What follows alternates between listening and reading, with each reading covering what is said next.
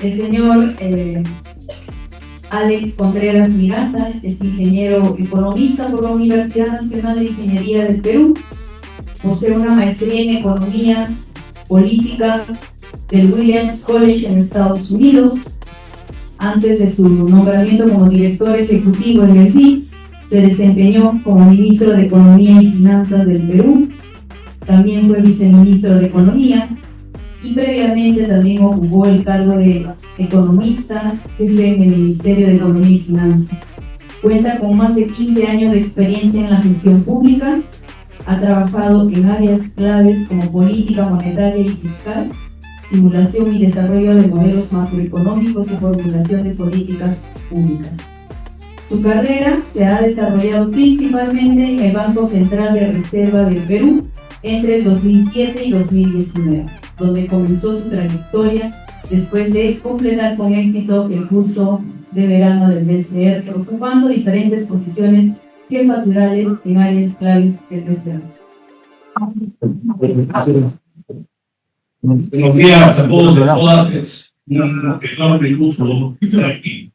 Quiero agradecer a la comunidad por la introducción, saludar al Roberto Román, a Antonio Castillo.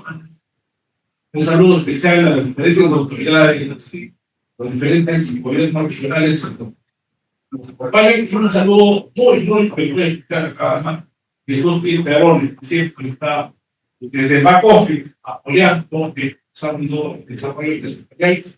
No de las cosas. Y la verdad es que no me política en este momento sí es el empuje como dijo hace un rato, vengo directamente de igualdad,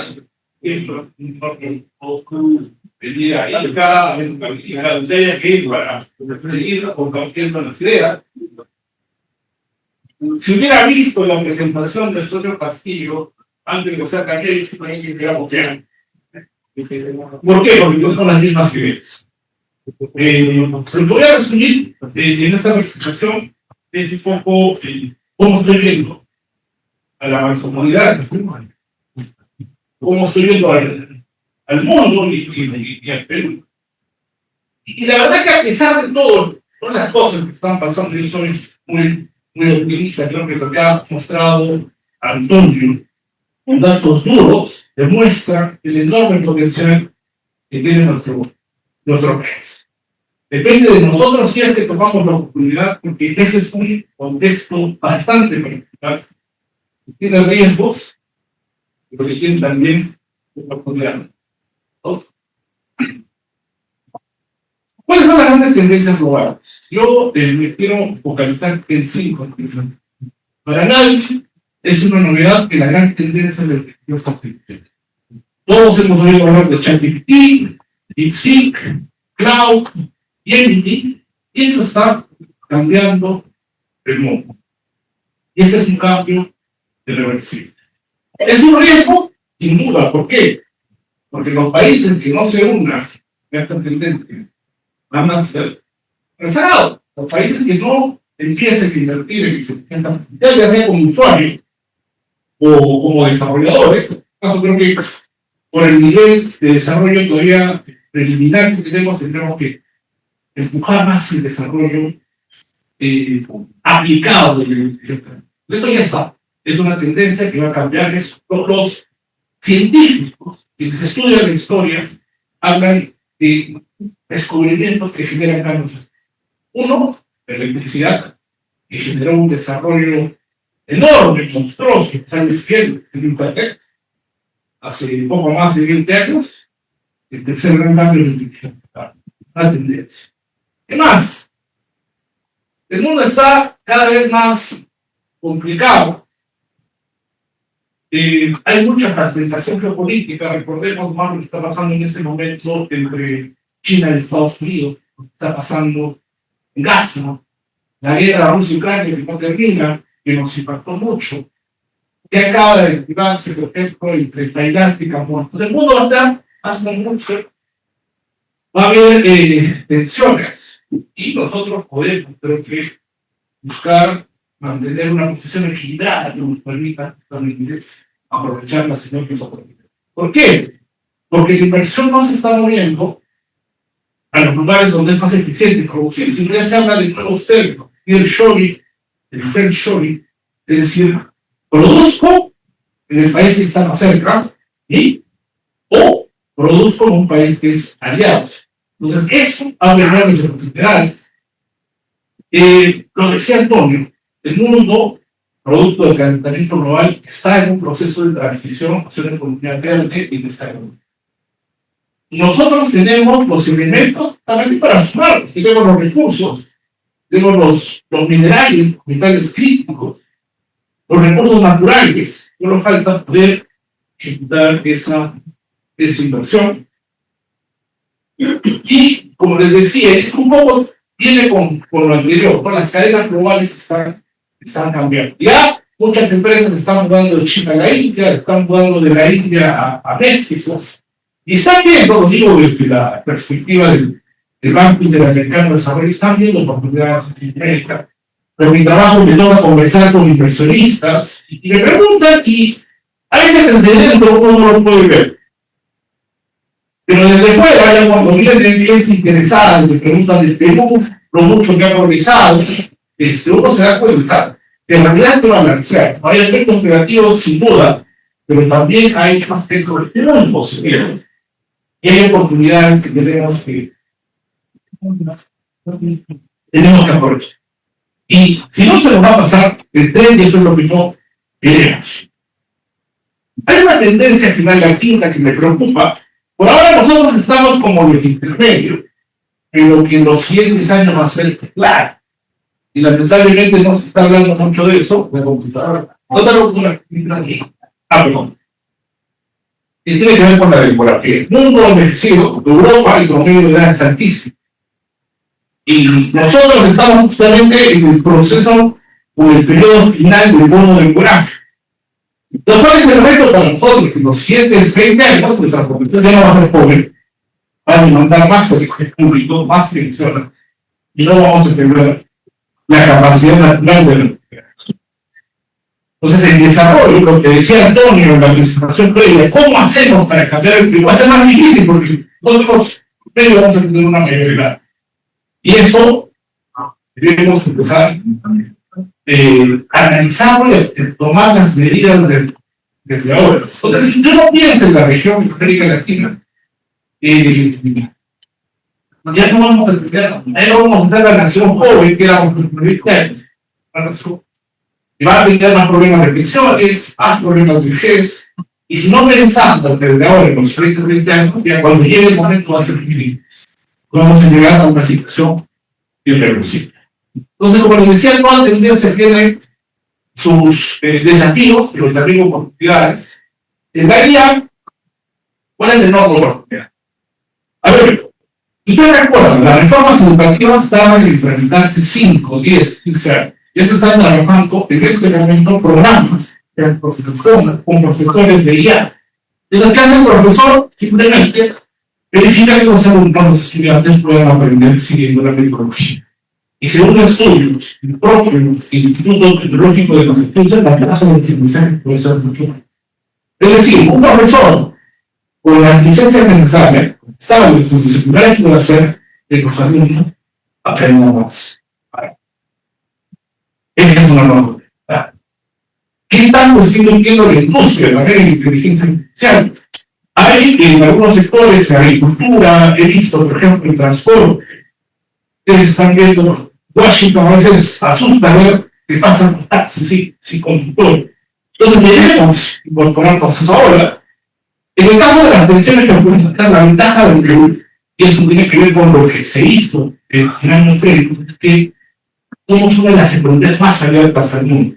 Tenemos acceso a diferentes mercados, al mercado chino, al mercado americano, al mercado europeo, y eso nos abre nuevas oportunidades de poder diversificar. Si yo pienso solamente en la macroeconomía de los Andes y analizamos, por ejemplo, cómo podemos impulsar la producción de energía y el enorme potencial en energía solar, Ayacucho, Huancavelica, Junín, tienen otro potencial en energía eólica. Y eso también debemos, estamos al menos teniendo en el país. Y los otros dos temas, el envejecimiento, es algo que es lo que debemos ir trabajando. Esto no nos va a afectar ahora, 15, 20, 30 años se va a seguir. Y lo otro requiere, por eso me gustó mucho la presentación de Antonio, requiere mucha coordinación público-privada, mucha coordinación entre los gobiernos, las empresas de trabajar con los gobiernos para traer las grandes inversiones al mundo. Debemos tener una ventaja que nos distingue del resto. Uno les tendría más, ¿no? Nosotros no sufrimos del riesgo cambiario, que eso también prácticamente cero. No nos pasa en el que pasa en Brasil, que no pueden invertir porque el real se puede depreciar por añadamente. El Perú tiene otra ventaja adicional en la posición estratégica en la región. Y algo que, de lo que se ha hablado, pero que debemos seguir aprovechando, es tenemos dos grandes puertos, Chancay y Callao. Entonces, el Perú tiene la enorme posibilidad, eso lo decía cuando era ministro, lo repito, de convertirse en una plataforma exportadora, logística de la región. Ustedes han visto, si eso no es un puerto que suma el resto de inversiones iniciales, podríamos convertirnos en el centro, en el Handlovis, algo parecido a lo que ha pasado en Panamá, pero con mayores ventajas por el lado productivo. Analizando un poco la macroeconomía, ya sabemos cuáles son las grandes tendencias. Estas tendencias son irreversibles, no dependen de nosotros, más bien dependen de cómo nosotros podemos tratar de aprovecharlas a nuestro favor. En el caso de la mancomunidad, estaba revisando los datos y me llamó la atención algunos aspectos muy positivos de la mancomunidad. Primero, estamos hablando de un mercado de 64 millones de personas, no he considerado Cusco todavía como Cusco va a crecer. Estamos hablando de 152.000 kilómetros cuadrados de territorio. Para que tengan idea, en población, solamente la mancomunidad de los Andes es del tamaño de Panamá y Paraguay, en población. Pero por tamaño geográfico estamos hablando de que la mancomunidad es más grande que Corea del Sur, es más grande que Costa Rica y es más grande que Suiza. Pues tenemos los recursos, al menos en el tamaño, para poder despegar esta región.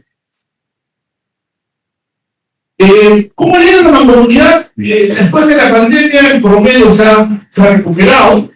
El último año ha crecido más de lo que creció la economía en su conjunto, en el resto de regiones. Algo interesante es que en los últimos 16 años, el PIB per cápita, que es el mejor indicador del bienestar que tenemos, se ha duplicado.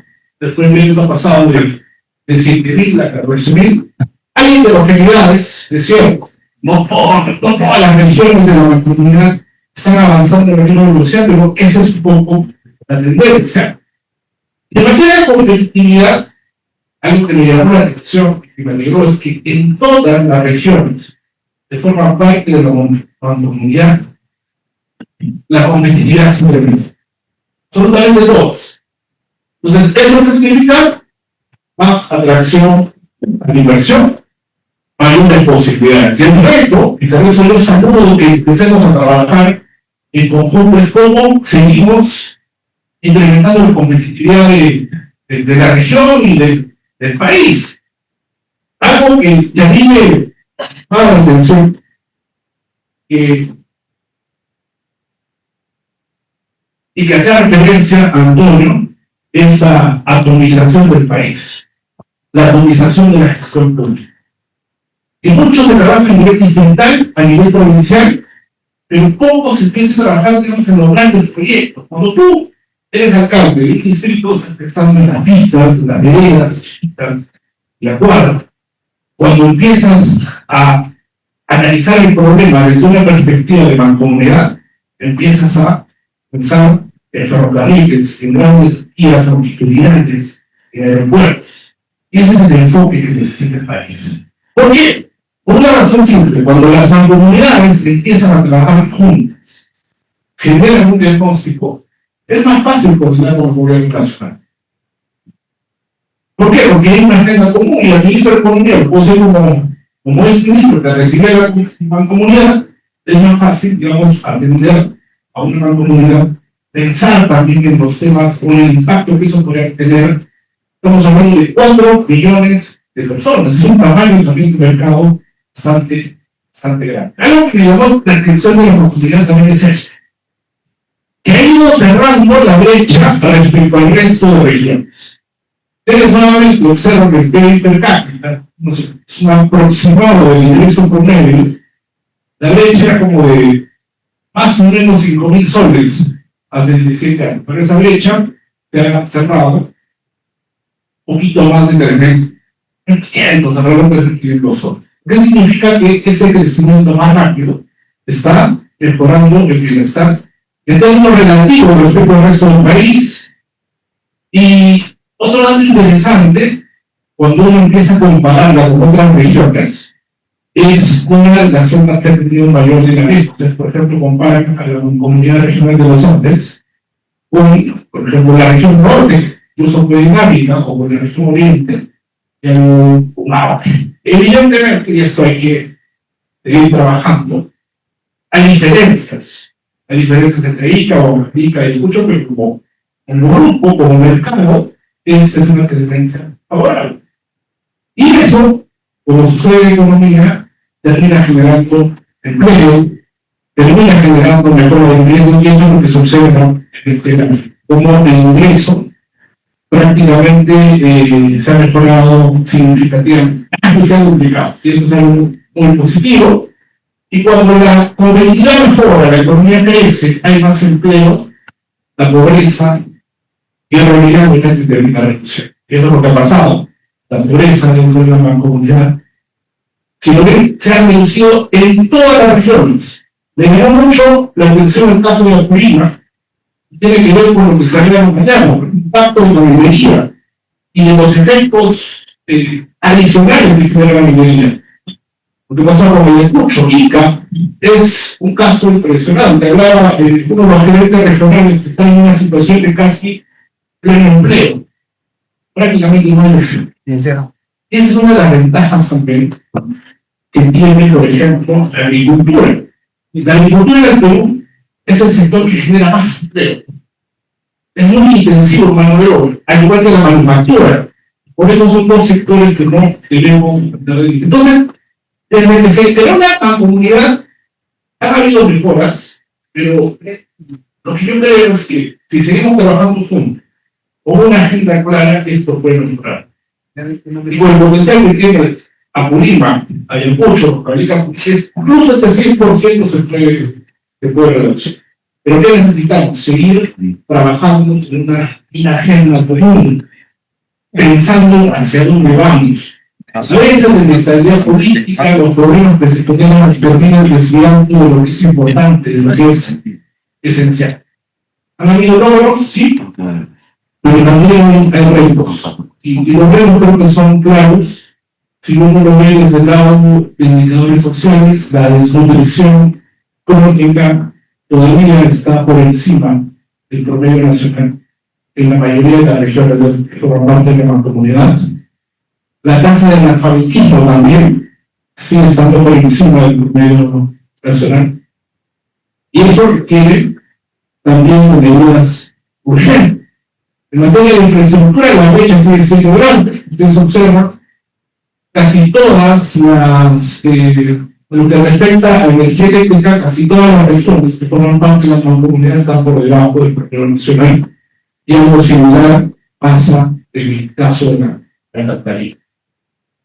A modo de resumen, la región está avanzando, han mejorado sus ingresos, se ha reducido la pobreza, hay más empleo, pero todavía hay mucho espacio para seguir mejorando. Ahora, ¿hacia dónde apuntar?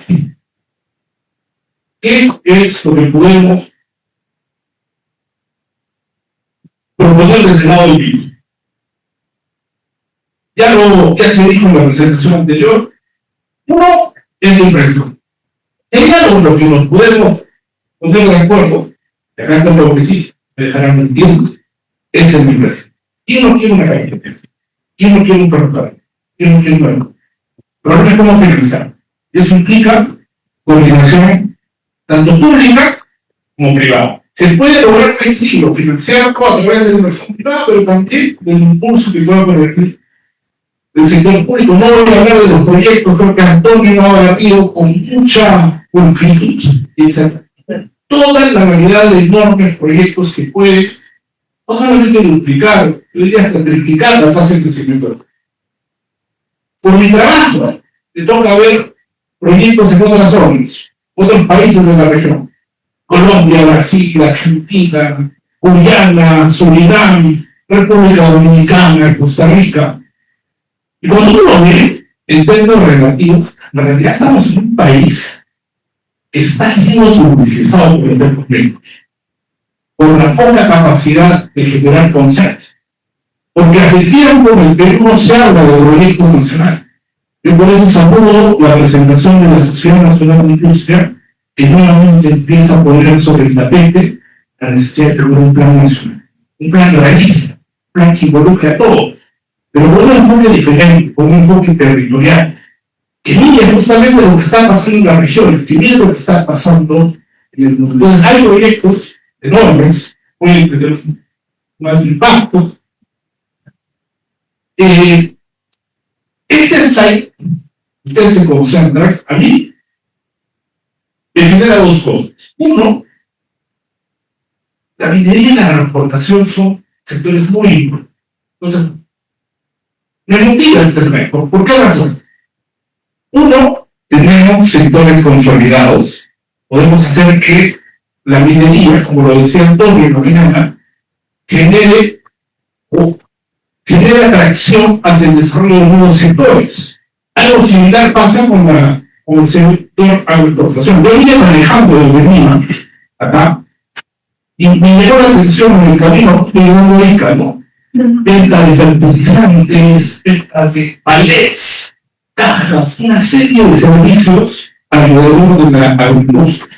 Y eso necesitamos en la minería. O sea, son dos sectores grandes. Simplemente necesitamos un mayor efecto de arrastre hacia los. Les cuento, esto en marzo en Chile.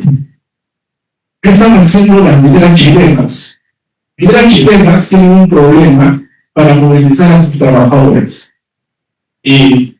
Importan buses de China, y los buses de China no están adaptados a la topografía chilena. ¿Qué han hecho? Con el apoyo del Corfo, que es una especie de COFIDE chileno, están financiando a empresas chilenas para que puedan ensamblar ómnibus que operen con hidrógeno verde. Hay subsidios. Yo creo mucho en las nuevas políticas industriales. Creo que con las herramientas adecuadas podemos. Y ya se están produciendo con ustedes. Uno ve la cantidad de dinero que generan, la cantidad de subposes de la producción. Y yo puedo pensar, todo eso tenemos que tener. ¿Qué falta? Ponerlo en la agenda, empezar a trabajar. Entonces, esa es una oportunidad. Agarrar estos sectores consolidados y que empiecen a avanzar a los sectores, pero también desarrollar los otros. El gráfico de Antonio está, creo que desde 1960. Pero si uno compara, por ejemplo, cuánto pesaba la industria hoy y lo compara con hace 100 años, prácticamente es el mismo nivel. El Perú no se ha industrializado en los últimos 100 años. Se industrializó entre los 70, los 80, y luego hemos llegado a un nivel que creo que se puede revertir, pero trabajando justamente y discutiendo estos temas. ¿Por qué? Porque es importante, porque yo creo mucho en la manufactura. Porque es un sector que genera mucha mano de obra. Por ejemplo, cuando estaba en el MEP impulsamos la industria naval. Se vendía Chancay. El Callao estaba ampliándose.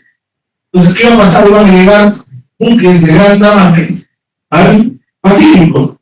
Y esos buques demandan mantenimiento. El Perú no tiene capacidad para dar mantenimiento. La idea de impulsar eso esta industria justamente buscaba que el Perú empiece a pensar en estos servicios. Pero no tenemos la tecnología, entonces, ¿qué había que hacer? Y ahí agradecer a la Sociedad Nacional de Industria que se sumó a esa idea, se logró establecer un joint venture con el gobierno de Corea. Entonces, China, junto a la empresa local que está construyendo buques. Entonces, eso puede también ser un polo de desarrollo.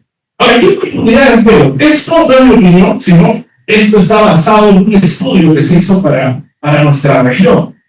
No hay oportunidades. Los recursos de la energía limpia, todo el litio, grafito, energía solar, eólica, que mencionaba, en lo que respecta a la industria de alto valor también. O sea, debemos seguir exportando uva, páramos, palta, cacao, pero también tratando de diversificar. El mejor ejemplo es justamente cuando vine acá, le regalaron esta bolsita que era hace un momento. ¿Saben a cuánto se vende esto en Amazon? $24, 5 paquetes. 5 paquetes, 24. ¿Cuánto valía estas paquitas? Nos decían menos de 30 céntimos el kilo. Con visión empresarial, con trazabilidad, con participación del Estado, podemos hacer, estoy convencido, esto y mucho más. Darle mayor calidad a la industria. Hace algunos años estuve en Alemania y a mí interés de Alemania es el poner fundiciones, el cobre, el litio incluso. Claro.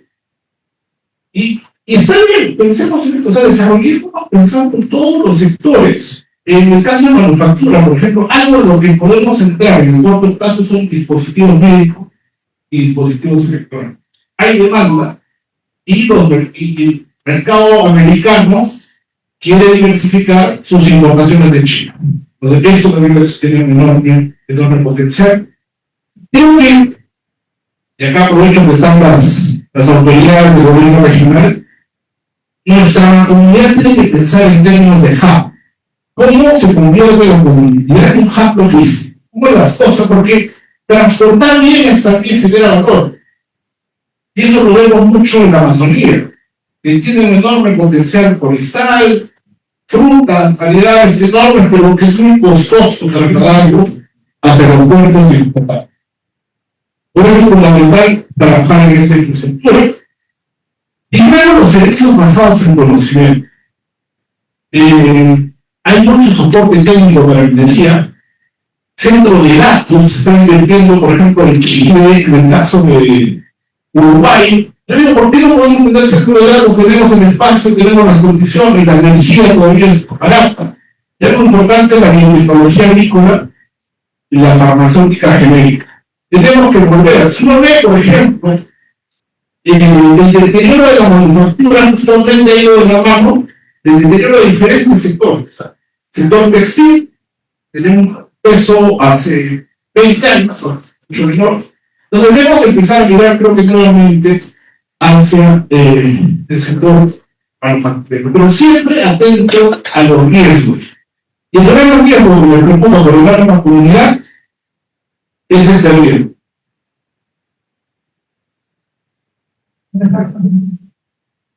Yo sé que no lo van a ver colores, pero ¿qué pasa? Ica, Junín, Huancavelica, Ayacucho son de la región, Apurímac son de las regiones más expuestas a desastres naturales. Entonces tenemos que pensar en infraestructura, pero en infraestructura resiliente. El cambio climático nos va a impactar.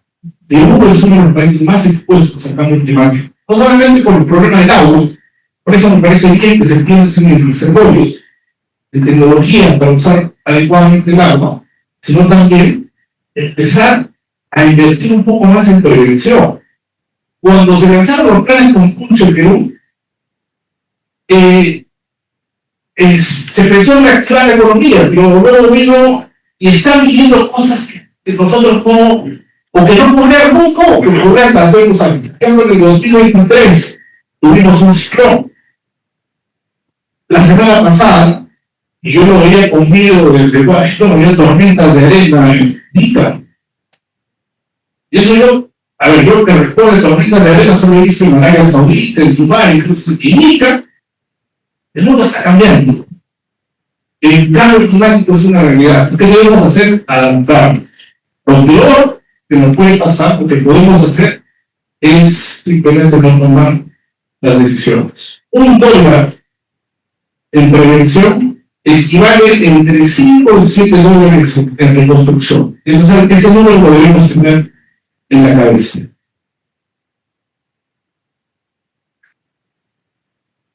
Yo no quiero que se nos pase el tren. Estamos en un momento crucial, no solamente para el país, sino para el mundo. Necesitamos, creo que en el muy corto plazo, 4 condiciones. Uno, seguir con la infraestructura, y hay ferroviaria, portuaria, pensar en todo. Diferentes modos, cómo interactuar, cómo generar sinergias entre sí. Internet es algo fundamental. Uno siente la diferencia cuando viene de Estados Unidos a Lima, quiere descargar. Cuando viene de Lima a otra ciudad, la traducción es diferente. Necesitamos invertir, y existen las tecnologías, el FIO. Entonces, eso es fundamental pensando en la educación. Me llamó la atención mucho en Europa cómo descargar un video demorado pues 10 segundos, 5 segundos, y acá todavía sigue demorando más tiempo. Mientras nosotros somos el 4G, porque ya están algunos pasos adelante. Eso creo que se puede hacer en cualquier caso. La mano de obra calificada, con formación técnica y digital. Los niños del vehículo, ese es otro riesgo de los gobiernos. Más de, ya casi son 2 millones de jóvenes que no estudian ni trabajan. Es algo importante, tiene que ver con la gobernanza y la coordinación regional.